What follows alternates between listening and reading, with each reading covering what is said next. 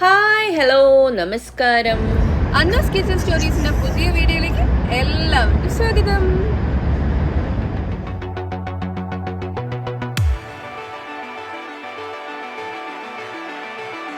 നമ്മൾ ഇന്ന് എന്താ ഉണ്ടാക്കാൻ പോകുന്നറിയാം? അത് ഞാൻ പറയുന്നില്ല, നമുക്ക് ഡയറക്റ്റ് വീഡിയോയിലേക്ക് പോകാം. അപ്പോൾ നമ്മൾ ഇന്ന് ഉണ്ടാക്കാൻ പോകുന്നത് നല്ലൊരു അടിപൊളി മോരുകറിയാണ്. മോരുകറി ഉണ്ടാക്കാൻ വേണ്ടി ഞാനിന്ന് ചട്ടിയായിട്ടോ എടുത്തിട്ടുള്ളത്. ഞാൻ ഈ മോരുകറി ചട്ടിയിലാണ് ആക്കാൻ പോകുന്നത്. അപ്പോൾ ചട്ടി എടുത്തിട്ട് ഗ്യാസ് ഓൺ ചെയ്ത് മീഡിയം ഫ്ലെയിമിലേക്ക് വെച്ചതിന് ശേഷം ചട്ടി ഒന്ന് ചൂടായി വരട്ടെ. ചട്ടി ചൂടായതിന് ശേഷം അതിൻ്റെ അകത്തേക്ക് നമ്മൾ വെളിച്ചെണ്ണയാണ് ഒഴിച്ചു കൊടുക്കാൻ പോകുന്നത്. വെളിച്ചെണ്ണ ഒരു 2 ടേബിൾ സ്പൂണിൻ്റെ അളവിലാണ് ഞാനിവിടെ ആഡ് ചെയ്ത് കൊടുക്കുന്നത്. അപ്പോൾ ആ വെളിച്ചെണ്ണ ഒന്ന് ആഡ് ചെയ്തതിന് ശേഷം അതൊന്ന് ചൂടായി വരട്ടെ.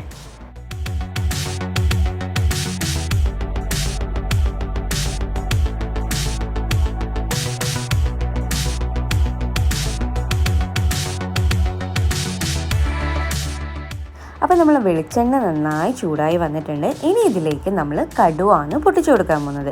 അതായത് കടുവാണ് ആഡ് ചെയ്ത് കൊടുക്കുന്നത്. എപ്പോൾ എല്ലാവരും ചോദിച്ചു കൊടുക്കുക എന്താ കടുവിൻ്റെ അളവ് പറയാത്തതെന്ന്. അപ്പോൾ കടുവിൻ്റെ അളവ് പറയാൻ പറ്റില്ല. അത് നമ്മളൊരു കൈൻ്റെ അളവിനനുസരിച്ചാണ് നമ്മൾ എടുക്കാറ്. അതായത് കടുവ് ഉപ്പൊക്കെ നമ്മളെ അളവിനനുസരിച്ചാണ് എടുക്കുകയും ഉപയോഗിക്കുകയും ചെയ്യാറ്. അപ്പോൾ ഇവിടെ ഞാൻ ഇന്ന് നിങ്ങൾക്ക് വേണ്ടിയിട്ട് കടുവിൻ്റെ അളവ് പറയുകയാണ്. ഞാനിവിടെ 1 ടീസ്പൂണിൻ്റെ അളവിലാണ് കടുവ ആഡ് ചെയ്ത് കൊടുത്തിട്ടുള്ളത്. അപ്പോൾ കടുവ ആഡ് ചെയ്തതിന് ശേഷം അതൊന്ന് പൊട്ടിത്തെറിക്കട്ടെ.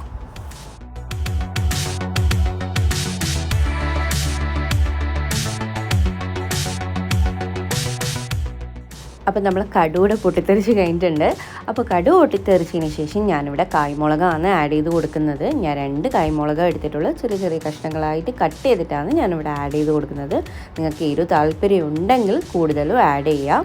അപ്പോൾ കായ്മുളക് ആഡ് ചെയ്തതിന് ശേഷം ഞാനിവിടെ ഒരല്പം കരിവേപ്പില ആഡ് ചെയ്ത് കൊടുക്കുന്നുണ്ട്. എൻ്റെ അടുക്ക ഫ്രഷ് കരിവേപ്പില ഉണ്ടായിരുന്നില്ല, അതുകൊണ്ട് ഞാൻ എൻ്റെ കയ്യിലുള്ള കരിവേപ്പിലയാണ് ആഡ് ചെയ്ത് കൊടുത്തിട്ടുള്ളത്. ഞാൻ 2 തണ്ടിൻ്റെ കരിവേപ്പില ആഡ് ചെയ്തിട്ടുണ്ട്. അതിൻ്റെ കൂടെ തന്നെ ഇഞ്ചി ചെറുതായി കട്ട് ചെയ്തതും കൂടി ഞാനിവിടെ ആഡ് ചെയ്ത് കൊടുക്കുന്നുണ്ട്. അപ്പോൾ അതും ആഡ് ചെയ്തിട്ട് നമുക്ക് അതിൻ്റെ കൂടെ തന്നെ ഉള്ളി ചെറുങ്ങനെ കട്ട് ചെയ്തിട്ട് ഒരു ചെറിയ സൈസ് ഉള്ളി, മീഡിയം സൈസും അല്ല അതിലും ചെറിയ സൈസ് ഉള്ളി ചെറുങ്ങനെ കട്ട് ചെയ്തിട്ടാണ് ഞാനിവിടെ ആഡ് ചെയ്ത് കൊടുക്കുന്നത്. നിങ്ങൾക്ക് കാണാൻ പറ്റും അത്രയും കുറച്ച് ക്വാണ്ടിറ്റി ഇത് ഉള്ളി ഞാൻ എടുത്തിട്ടുള്ളൂ. അപ്പോൾ ഉള്ളിയും കൂടി ആഡ് ചെയ്തിട്ട് നന്നായിട്ട് നമുക്കിതൊന്ന് മിക്സ് ചെയ്തെടുക്കുക. ഇനി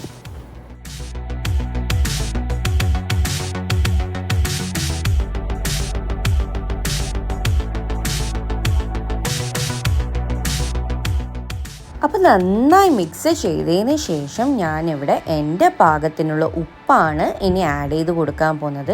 ഞാനിവിടെ എൻ്റെ അളവിനുള്ള ഉപ്പാണ് ആഡ് ചെയ്ത് കൊടുക്കുന്നത്.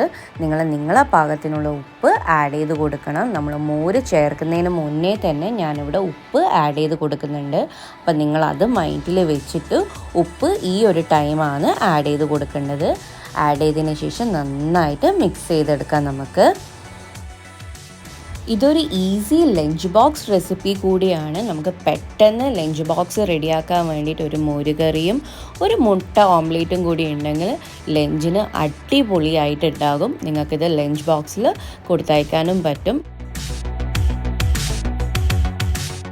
അപ്പോൾ നന്നായി മിക്സ് ചെയ്തതിന് ശേഷം ഇനി നമ്മൾ ഇതിൻ്റെ അകത്തേക്ക് ആഡ് ചെയ്യാൻ പോകുന്നത് മഞ്ഞൾ പൊടിയാണ്. ഞാനിവിടെ 2 പിഞ്ചിൻ്റെ അളവിൽ മഞ്ഞൾ ആഡ് ചെയ്ത് കൊടുക്കുന്നുണ്ട്. അധികമൊന്നുമില്ല, 2 പിഞ്ചിൻ്റെ അളവിൽ മഞ്ഞൾ ഞാനിവിടെ എടുത്തിട്ടുള്ളൂ. അപ്പോൾ മഞ്ഞൾ ആഡ് ചെയ്തതിന് ശേഷം നന്നായിട്ട് മിക്സ് ചെയ്തെടുക്കുക. മിക്സ് ചെയ്തതിന് ശേഷം ഇനി ഞാൻ ഇതിൻ്റെ അകത്തേക്ക് തൈരാണ് ചേർത്ത് കൊടുക്കാൻ പോകുന്നത്. അതായത് നമ്മൾ തൈര് വീട്ടിൽ തന്നെ ആക്കിയ തൈരാട്ടോ ഞാനിവിടെ ആഡ് ചെയ്ത് പോകുന്നത്.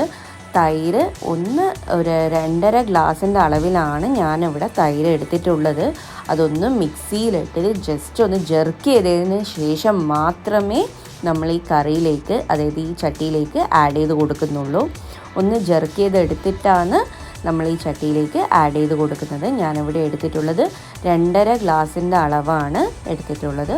അപ്പോൾ ഒഴിച്ച് കൊടുക്കുമ്പോൾ ഇതേപോലെ ഒരു കയ്യിൽ വെച്ചിട്ടോ അല്ലെങ്കിൽ ഒരു സ്പാച്ചില വെച്ചിട്ടോ മിക്സ് ചെയ്തുകൊണ്ട് വേണം ഒഴിച്ച് കൊടുക്കാൻ വേണ്ടിയിട്ട്. ഒഴിച്ച് കൊടുത്തതിന് ശേഷം ആ ബൗളിലേക്ക് ഒരല്പം വെള്ളം കൂടി ആഡ് ചെയ്തിട്ട് ഒന്ന് ആഡ് ചെയ്ത് കൊടുക്കുക വേണ്ടത്. ഇതുപോലെ അധികമൊന്നുമില്ല, ഒരു 2-3 ടേബിൾ സ്പൂണിൻ്റെ അളവിൽ വെള്ളം ആഡ് ചെയ്തിട്ട് അതിലേക്കൊന്ന് ആഡ് ചെയ്ത് കൊടുക്കാം. നമുക്ക് ആഡ് ചെയ്തതിന് ശേഷം ഇതുപോലെ നന്നായിട്ടൊന്ന് മിക്സ് ചെയ്തെടുക്കണം. ഫസ്റ്റ് ഫ്ലെയിം മീഡിയം ഫ്ലെയിമിൽ തന്നെയാണ് വേണ്ടത്, ഫ്ലെയിം മാറ്റാൻ പാടില്ല ഹൈ ഫ്ലെയിമിലേക്ക്. എന്നിട്ട് നന്നായിട്ടൊന്ന് മിക്സ് ചെയ്ത് കൊടുക്കാം നമുക്ക്.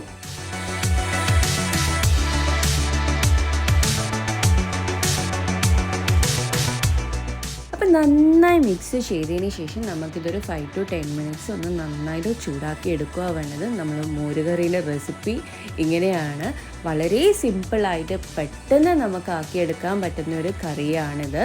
നിങ്ങൾക്ക് ലഞ്ച് ബോക്സിന് വേണ്ടിയിട്ടും ആക്കാം, അല്ലെങ്കിൽ പെട്ടെന്ന് ഒരു പച്ചക്കറിയൊന്നും ഇല്ലെങ്കിൽ വീട്ടിൽ പെട്ടെന്ന് തയ്യാറാക്കാൻ പറ്റുന്ന ഒരു കറീൻ്റെ റെസിപ്പിയാണിത്, ഊണിന് പറ്റിയ. ഇതിൻ്റെ കൂടെ ഒരു ഓംലേറ്റും കൂടി ഉണ്ടെങ്കിൽ ഉച്ചക്കത്തെ ഊണ് അടിപൊളിയായിരിക്കും. അപ്പോൾ ഇത് വീട്ടിൽ എന്തായാലും ട്രൈ ചെയ്ത് നോക്കുക. ട്രൈ ചെയ്തിട്ട് എങ്ങനെ ഉണ്ടായിരുന്നു എന്ന് കമൻറ്റിൽ പറയാൻ മറന്നു പോകരുത്.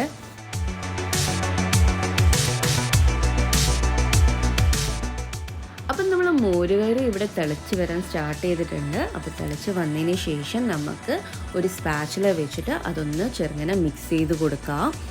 മിക്സ് ചെയ്തതിന് ശേഷം നമുക്ക് അതിൻ്റെ ഫ്ലെയിം ഓഫ് ചെയ്തിട്ട് നമുക്ക് 1 ടേബിൾ സ്പൂണിൻ്റെ അളവിൽ ഓയിൽ അതിൻ്റെ മേലെ ഒന്ന് ആഡ് ചെയ്ത് കൊടുക്കാം. ആഡ് ചെയ്തതിന് ശേഷം നമുക്ക് അത് ഏത് അടുപ്പിലാണോ ഉള്ളത്, ചട്ടിയിലായതുകൊണ്ട് നമുക്ക് ആ അടുപ്പ് മാറ്റി വെക്കാം.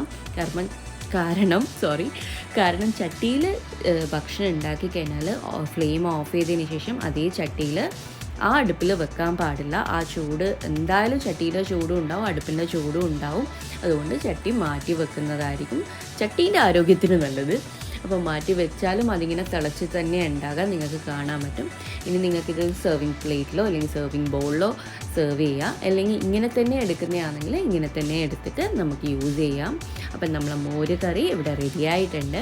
വളരെ സിമ്പിളായിട്ടുള്ളൊരു റെസിപ്പിയാണ്.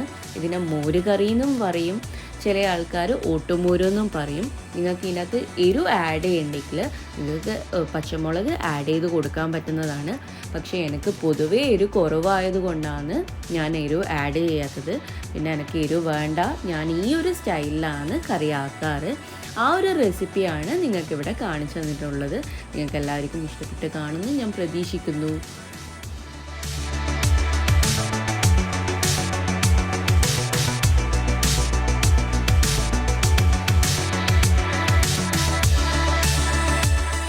അപ്പോൾ വീഡിയോ എങ്ങനെയുണ്ടായിരുന്നു? വളരെ സിമ്പിളായിട്ടുള്ള ഒരു മോരുകറീൻ്റെ റെസിപ്പിയാണ്. നിങ്ങൾക്ക് എല്ലാവർക്കും ഇഷ്ടപ്പെട്ട് കാണുമെന്ന് ഞാൻ പ്രതീക്ഷിക്കുന്നു. ഇഷ്ടപ്പെട്ടിട്ടുണ്ടെങ്കിൽ എപ്പോഴും പറയുന്ന പോലെ തന്നെ ലൈക്ക് ചെയ്യുക, ഷെയർ ചെയ്യുക, സബ്സ്ക്രൈബ് ചെയ്യേണ്ട കാണുന്നുണ്ടെങ്കിൽ സബ്സ്ക്രൈബ് ചെയ്തിട്ട് വീഡിയോസ് കാണുക. അപ്പോൾ ഉടനെ തന്നെ ഒരു നല്ല വീഡിയോ ആയിട്ട് കാണുന്നവരെ ടാറ്റാ ബൈ ബൈ.